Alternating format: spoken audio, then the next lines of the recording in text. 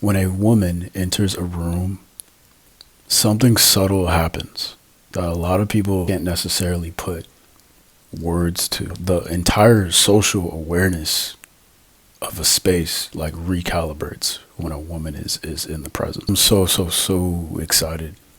I'm being so serious. I don't think there's a video out there right now that really puts this type of energy into perspective. A lot of videos like this are riddled with spiritual language, concepts that you need like prior knowledge to really understand. This video, you're not gonna really need to understand that. I mean, you'll have a basis of like what feminine energy is, but other than that, you're gonna be straight. I got y'all. This is purely an esoteric interpretation of the feminine energy and what I believe to be certain about this concept. The feminine presence doesn't just exist in reality, it interacts with reality. The feminine energy, women are not just static objects that move through, spaces. Women and people who carry that feminine energy, that water, they are dynamic and they are receptive. Masculine and feminine like presence, like energy, do not process reality the same.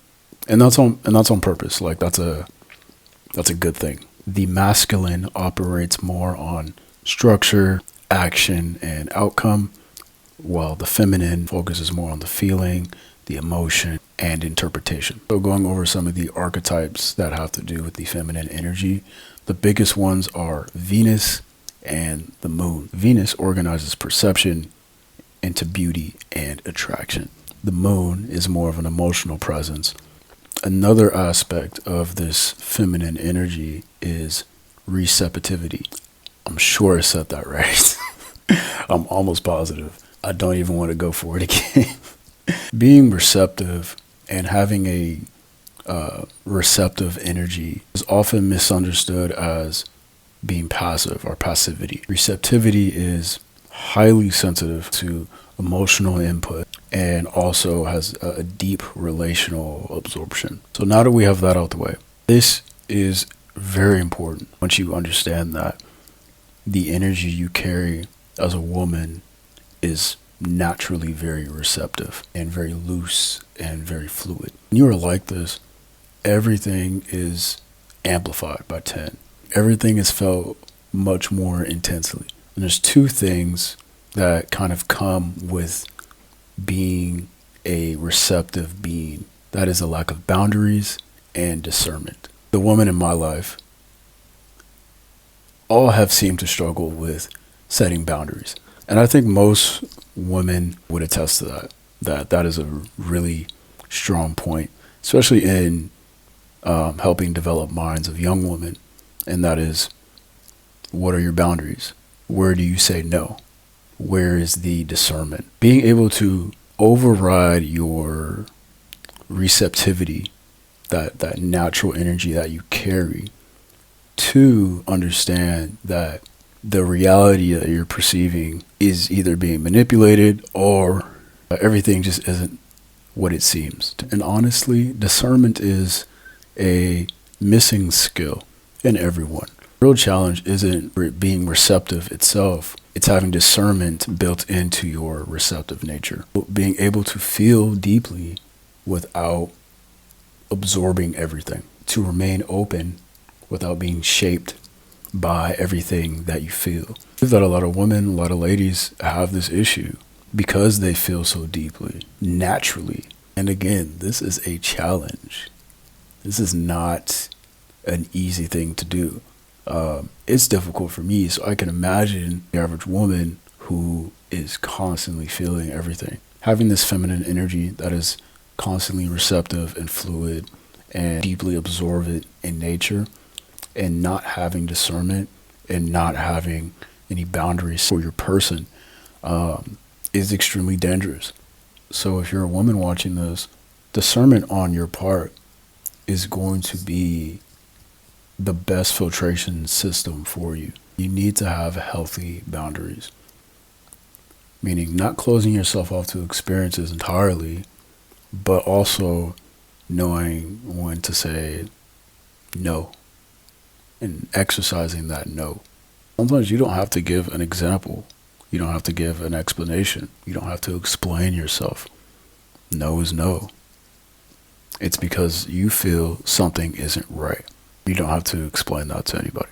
A quick tool for discernment for the ladies: taking a pause. Overthinking will absolutely destroy your decision making and how you process your discernment. Stop for a couple seconds and really name what you're feeling internally. It doesn't have to make sense. It's most likely not going to. Another good question is, did this emotion that I'm having start within me, or did it come from somewhere else?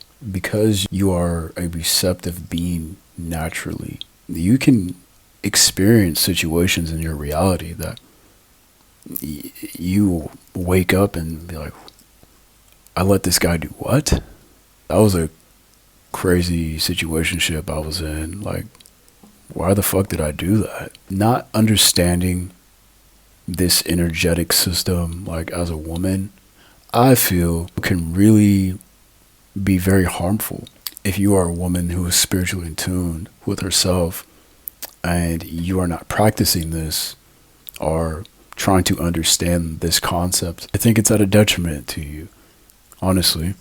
I'm going very deep into this because I feel like this is very, very important for anyone who may be watching. Let's view discernment as a natural feminine strength. When you say things like no, or no, I'm not okay with that, or no, I don't think this is okay, you're building boundaries, you're building clarity, and you're building preservation. Venus is beauty, is harmony, is aesthetics, is symmetry and coherence. When you're a woman and you carry that energy naturally, you are constantly having eyeballs on you as a woman. I could imagine that being highly intense and highly stressful to the person. You'll say, oh, this has been happening since I was like in high school, so it's like, it's no big deal. Eventually you kind of can become numb to that constantly being perceived. But the thing is when you don't understand this energy that you carry, and then you are constantly being perceived, constantly being flirted with, or people are talking to you in certain tones where you're not necessarily sure what they mean or how they're coming off, it's very confusing. And it's hard to build an internal system within yourself to protect that energy. I can't go into feminine energy, the woman as like a portal or like a vortex, without going over magnetism. This feminine field that we're talking about, it does not chase. It generates its own resonance. People feel drawn to you without knowing why. Emotional states can stabilize around this energy. A woman can walk into a room and reshape the entire dynamic of that space. And attention becomes a natural orientation because this energy is very radiating. When this force becomes overly open and too receptive, it begins to absorb way too much emotional baggage, confuses external truth as like an objective. Feminine energy is not something to be controlled or contained, which men have tried to do for thousands of years. Order de chao, which is order out of chaos. In a lot of sense, you can use that term order out of chaos and directly apply to the feminine energy. Kind of Mother Earth and conquering the land and terraforming Earth into something structural and applicable to like humanity. I digress. Feminine energy is not something to be controlled, not something to be feared. It is a living kind of field of emotion, perception, and intuition, and most importantly, resonance. Playing devil's advocate, you can say that, okay, well, if women carry this energy that is so receptive and so powerful, then why do some women do things with their energy that is not necessarily beneficial for them? Again, said earlier, discernment is the number one power source that is going to kind of help drive feminine energy into a different direction. Because right now, that receptive energy, that fluidness, has been designed against you.